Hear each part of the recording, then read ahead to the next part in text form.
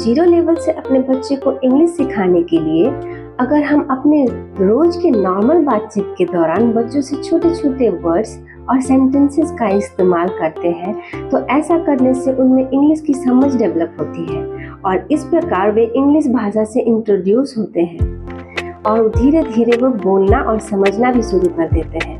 इसके लिए अगर आपको बहुत अच्छी इंग्लिश नहीं भी आती है तो छोटे छोटे वर्ड्स और सेंटेंसेस का फ्रिक्वेंटली इस्तेमाल कर आप भी अच्छी इंग्लिश बोलना सीख सकते हैं। Welcome friends. तो अगर आप भी उन लोगों में से हैं जो अपने बच्चे को अच्छी इंग्लिश एनवायरनमेंट देना चाहते हैं और उनकी कम्युनिकेशन स्किल बढ़ाना चाहते हैं तो ये वीडियो आपके लिए बहुत यूजफुल होने वाली है और वीडियो में एंड तक बने रहिएगा क्योंकि इसमें मैं बताने वाली हूँ कि बच्चों से कब, कहाँ और कैसे बहुत आसान से इंग्लिश बोल सकते हैं। सबसे पहले तो हम उन्हें छोटे छोटे वर्ड्स जैसे यहाँ, हेयर, वहाँ, देयर ऐसे छोटे छोटे वर्ड्स से इंट्रोड्यूस करते हैं। जैसे उन्हें बुलाते हैं यहाँ आओ, कम हेयर, ऐसे भी बोल सकते हैं इधर आओ, इसे भी हम कम हेयर ही बोलते हैं। वहाँ जाओ, गो देयर, वहाँ जाओ, गो देयर। पापा के पास जाओ, गो टू पापा। जब हमें उन्हें किसी के पास भेजना होता है तो हम ये बातें बोलते हैं go to papa, go to grandpa, go to grandma, like this. ये क्या है, व्हाट इज दिस? ऐसी बातें हम अक्सर पूछते हैं बच्चों से जब वो कोई मस्ती करते हैं या फिर कुछ हाथ में लेकर के आते हैं तो हम उनसे ऐसे सवाल करते हैं ये क्या है, व्हाट इज दिस? क्या हो रहा है, व्हाट्स गोइंग ऑन? ऐसे क्यों कर रहे हो, why are you behaving like this? चलो खा लो, लेट्स ईट। मुंह खोलो, ओपन योर माउथ। खाना खिलाते वक्त हम उनसे बोलते हैं आ करो या मुंह खोलो, तो ऐसा ना बोल करके हम लोग उनसे इस तरीके से बोल सकते हैं ओपन योर माउथ। थोड़ा और, अ लिटिल मोर। जब उन्हें खाने की इच्छा नहीं होती और हम फिर से और देते हैं तो बोलते हैं थोड़ा और खा लो, ऐसे में हम उन्हें बोलते हैं अ लिटिल मोर। एक आखिरी निवाला, अ लास्ट बाइट। एक घूंट पी लो, टेक अ सिप। जब बच्चों को दूध या पानी पिलाते हैं हम लोग तब हम लोग इस तरह से मुझसे बोलते हैं एक घूंट पी लो, टेक अ सिप। पेट भर गया, स्टमक इज फुल। पेट भर गया, स्टमक इज फुल। मुंह धो लो, रिंस योर माउथ। तो खाना खाने के दौरान इस तरीके से छोटे छोटे वर्ड्स और सेंटेंसेस का इस्तेमाल कर बच्चों को हम आराम से इंग्लिश सिखा सकते हैं और उनके साथ इंग्लिश में बातें कर सकते हैं। उठ जाओ, गेट अप। यहाँ उठ जाओ दो तरीके से कहते हैं। अगर बच्चा कहीं बैठा है तो ऐसे कंडीशन में हम उसे उठने को कहते हैं तो गेट अप।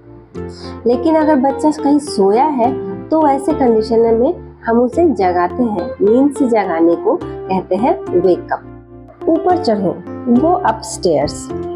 हिंदी में अगर टेबल पर चढ़ना हो या सीढ़ियों से ऊपर छत पर चढ़ना हो हम सेम ही तरह से बोलते हैं कि ऊपर चढ़ो, लेकिन इंग्लिश में इसे दो तरीके से बोला जाता है। सीढ़ी पर चढ़ने के लिए गो अपस्टेयर, लेकिन टेबल पर चढ़ने के लिए climb up to the table या फिर गेट ऑन द टेबल कहते हैं।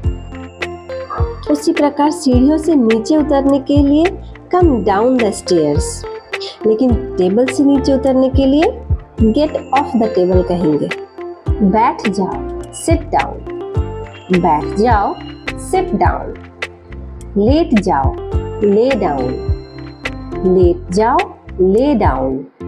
थोड़ा हटो, मूव अ लिटिल, या इसे इस तरह भी कह सकते हैं मूव अ बिट।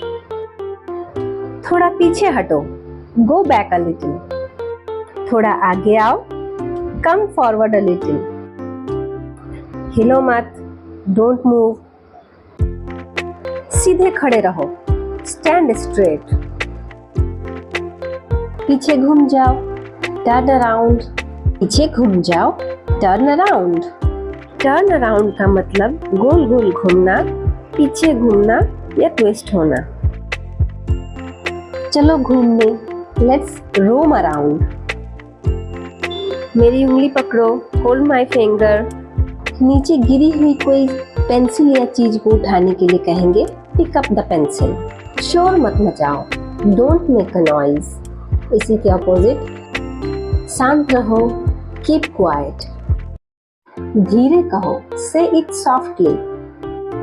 जोर से कहो, से इट लाउडली। शोर मचाते हुए बच्चे को हमें अगर शांत करना है तो उसके लिए हम कहते हैं कीप क्वाइट। लेकिन कोई बच्चा अगर बहुत उछल कूद मचा रहा हो या रोना धोना कर रहा हो तो वैसे कंडीशन में उन्हें शांत कराने के लिए हम कहते हैं काम डाउन।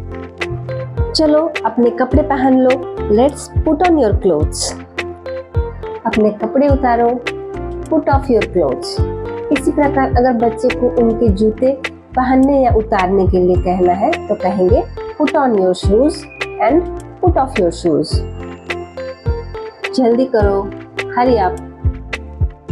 बोलचाल की भाषा में हम बच्चों को कहते हैं ना फटाफट करो, उसे इंग्लिश में कहते हैं डू इट क्विकली।